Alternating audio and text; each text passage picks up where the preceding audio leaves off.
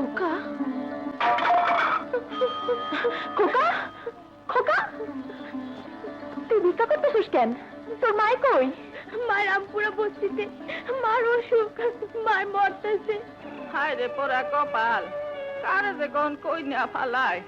কাইল রাজরানী আইস পথের ফকির, তরে কেমনে বাঁচামুরে মা, তরে কেমনে মা মা মা, দেখো কে আইছে। বুবু বুবু, আমি আলেয়া। কি হয়েছে তোমার? তুমি এখানে কেন? পথে বইরা মরতা ছিল, তাই তুইলে আনছি। আমি ভিক্ষা কইরা খাই, কেমনে কি করুম মা? চাচি, আপনি অনেক করছেন। আমার বোন আমি লইয়া যাই। লইয়া যাও মা, আরে লইয়া যাও। ওঠো বুবু, ওঠো ওঠো।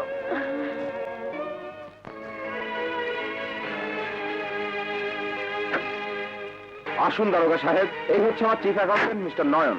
তার কাছেই টাকাটা ছিল। দারোগা সাহেব বিশ্বাস করুন, আপনার যা বলার থানায় গিয়ে বলবেন। Arrest him.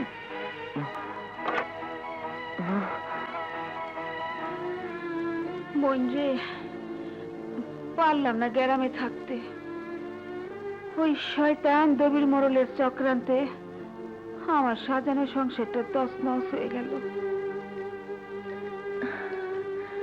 তাই বুবু খোকার বাপরে খবর দিলা না কেন?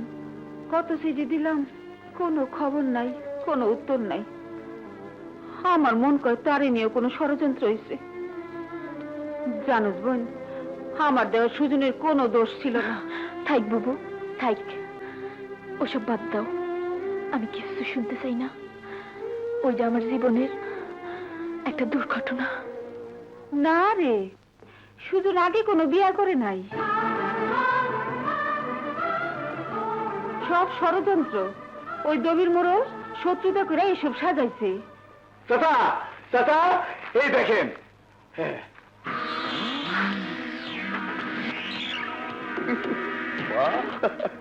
কারবার হয়ে গেছে, আমার কেসের রায় হয়ে গেছে, বিচার আচার শেষ।